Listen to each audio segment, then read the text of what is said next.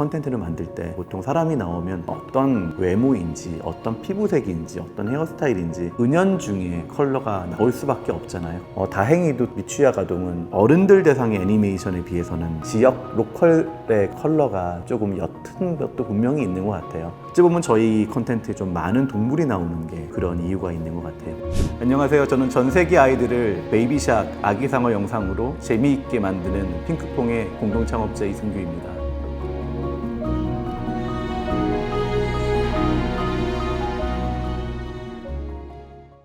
제가 창업을 하려고 마음 먹었을 때는 2009년 후반 정도였던 것 같아요. 게임 비즈니스에 종사를 하고 있었고 해외를 출장 다니던지 다른 새로운 경험을 할 기회가 많았었는데 가장 인상적이었던 게 그때는 아이폰이었던 것 같아요. 이거는 사람들이 늘상 들고 다닐 수 있는 컴퓨터 같은 거구나. 그러면 굳이 이제 PC 앞에 앉지 않아도, 그리고 뭐 랩탑을 열지 않아도 바로 무언가 사람들이 할 수 있는 새로운 경험이 열릴 것 같다는 생각이 들어서 약간의 설레임과 주인공은 아니더라도 의미 있는 존재가 되면 좋겠다는 생각에 창업을 결심하게 됐습니다. 일단 저희가 제일 처음 생각했던 비즈니스 모델은 스마트폰을 통해서 초등학생들의 교육을 조금 더 재미있고 효과적으로 할 수 있는 서비스를 하고 싶었어요. 그래서 어쩌면 회사 이름도 스마트폰에서 하는 공부, 스마트 스터디라고 이름을 짓고 초등학생 대상의 이제 영어 단어 기본 앱 같은 것들을 오픈을 했었는데 매출이 저희 생각보다 너무 안 나오더라고요. 왜 그랬을까를 지금 돌이켜보면 당연할 수 있는 거를 그 당시에 상당히 좀 매몰돼 있었던 것 같아요. 첫 번째는 제 주변에 많은 사람들은 스마트폰이나 아이패드 같은 걸 쓰고 있었는데, 그러니까 제 주변의 사람들이 다 쓰니 젊은 부모님들도 다 쓸 거다, 혹은 그들이 쓰고 있는 스마트 기기를 아이들에게 넘겨줄 것이다. 사실 오해를 한 거죠. 그리고 두 번째는 공부라는 거는 시작하면 최소한 10분 정도는 넘게 해야 되는 것 같은데 자기의 스마트폰을 아이들에게 3분, 5분 이상 빌려줄 어머님들은 많지 않잖아요. 그리고 TV나 노트북, 컴퓨터조차도 공부에 방해가 된다고 생각하는데 스마트폰은 이제 하물며 조금만 생각하면 되는 사실들을 저는 그때는 그렇게 심각하게 생각하지 못하고 좀 더 좋은, 좀 더 나은 거를 제공하면 우리가 고객을 이끌 수 있다라고 생각을 했던 것 같아요. 저는 가장 고민해 봐야 되는 것 중에 하나가 고객은 뭘 하고 있는가, 고객은 뭘 원하고 있는가, 그리고 지금의 고객은 뭘 쓰고 있는가.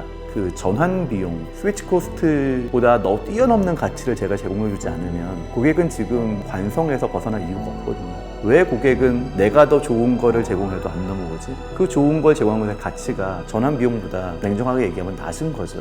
뛰어난 기술, 나은 서비스 당연히 좋지만 그것보다 더 중요한 거는 고객의 가치. 내가 지금 당장 새로운 걸 제안했을 때 고객이 이거를 알게 되고 사용하고 돈을 내는 순간 이 모든 프로세스가 기존의 편안함보다 더 가치가 있는가에 대한 질문을 해보시고 준비하면 좋지 않을까라고 생각합니다. 일정한 방향성이 사실 없었던 것 같아요. 그래서 여건이 닿는 한 좀 다양한 실험들을 했던 것 같아요.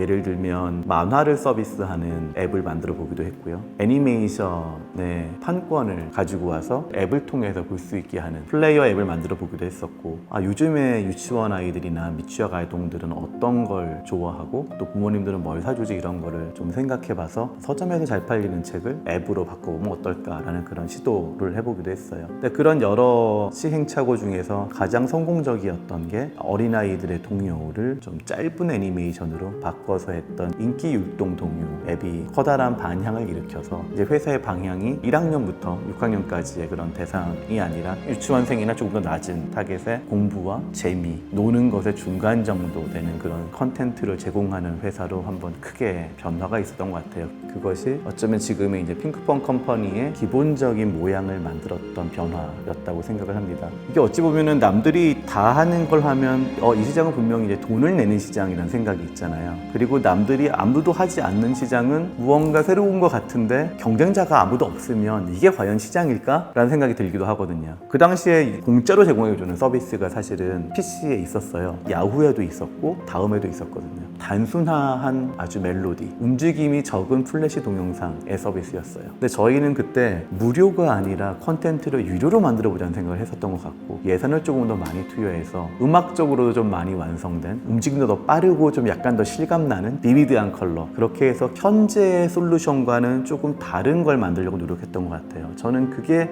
저희가 방향성을 잘 잡았던 부분인 것 같아요. 저희는 완전히 없던 니즈를 찾아주려고 했다기보다는 기존에 적당히 풀었던 문제를 조금 더 잘 풀어주려고 노력을 했었던 것 같아요. PC에서 서비스를 하면 기본적으로 제가 움직일 때는 그 영상을 못 보는 거일 수도 있고, 뭐 랩탑에서 볼 수 있다고 하지만 많은 부모님들이 특히 아이를 키울 때는 무거운 짐도 많은데 굳이 랩탑을 들면 필요가 없으니까 스마트폰을 통해서 아이들의 관심을 끌 수 있는 컨텐츠가 나온다는 건 그게 식당일 수도 있고 택시 안일 수도 있고 움직이는 혹은 외부의 많은 순간에 오히려 더 그런 니드가 쓸 수 있는 것 같아요. 그래서 저희는 지금까지 그럭저럭 풀어왔었고, 다른 쪽에서는 좀 어려웠던 문제를 저희만의 방식으로 기존의 솔루션을 조금 더 약간 진보시켜서 풀었던 게 잘 워킹을 했던 것 같아요.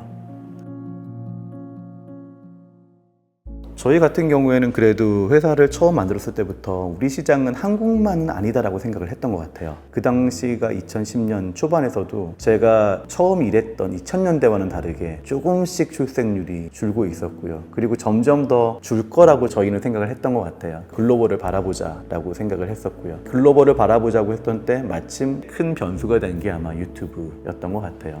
기존에 앱을 통해서 서비스를 할 때는 사람들이 앱을 다운로드 받아야 되고, 다운로드 받은 후에 또 샘플을 몇 개 들어보고 나서 그리고 마음에 들면은 컨텐츠를 구매해야 되는 그런 약간의 계속 이렇게 허들이 있는 거죠. 근데 유튜브라는 존재는 기존의 고객이 아닌 사람들, 페이할 필요가 없다고 생각하는 사람들을 자동스럽게 유저로 바꿔준 그런 플랫폼이잖아요. 브라질에 있는 친구들이나 인도에 있는 사람들이나 혹은 동남아시아에 있는 분들이 자연스럽게 우리 컨텐츠를 좋아하게 되고 또 계속 즐기게 되고, 아이폰은 어찌 보면 전 세계로 뻗어나갈 수 있는 유료 고속도로라고 한다면 저희는 간접적으로 이제 고속도로에 있는 광고판에서 돈을 벌게 된 그런 회사가 된 것 같고요. 컨텐츠를 만들 때도 영어를 쓰는 사람들한테 어떻게 보여질까?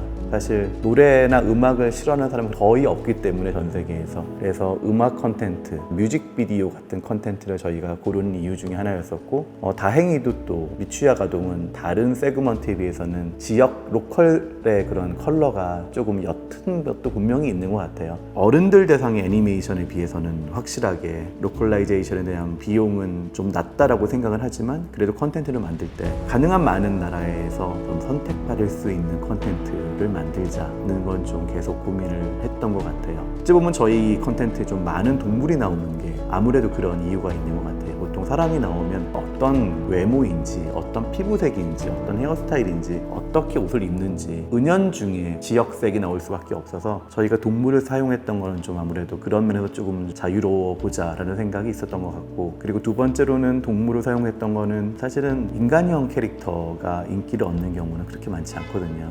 마리오나 겨울왕국의 사례를 제외하면 사실 별로 없어서 저희는 사업적으로도 혹은 문화적으로도 저희 타겟에게 좀 쉽게 다가갈 수 있는 재료를 쓰자라고 했던 게 컨텐츠를 만드는 기초적인 가이드라인, 좀 플레이북에 있었던 것 같아요.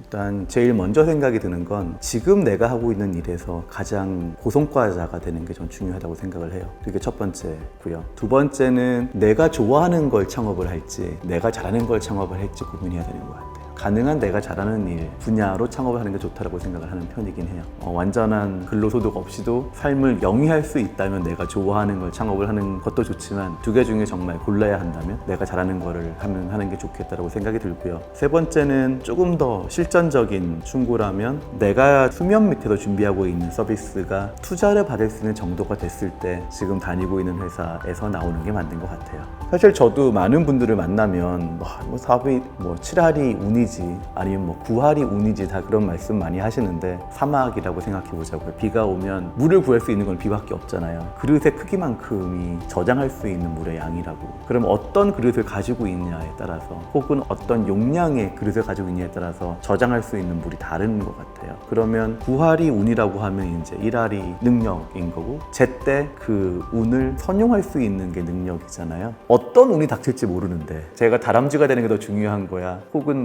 내가 내가 상어가 되는 게 중요한 거야. 이건 잘 모르잖아요. 요즘 많이 드는 생각은 결국 자기의 강점을 빨리 알고 빨리 발견하고 그거를 강점을 더 극대화를 하는 동시에 나와는 다른 강점을 가졌지만 나와 얘기가 통하는 같이 일할 수 있는 사람들과의 연대라고 하던 얼라이언스라고 하던 그런 걸 잘 만들어두는 혹은 그런 창업팀을 준비하는 것이 바다에서 큰 파도를 만났을 때 쓸려가는 게 아니라 유유하게 서핑을 할 수 있는 방법이지 않을까라는 생각이 듭니다.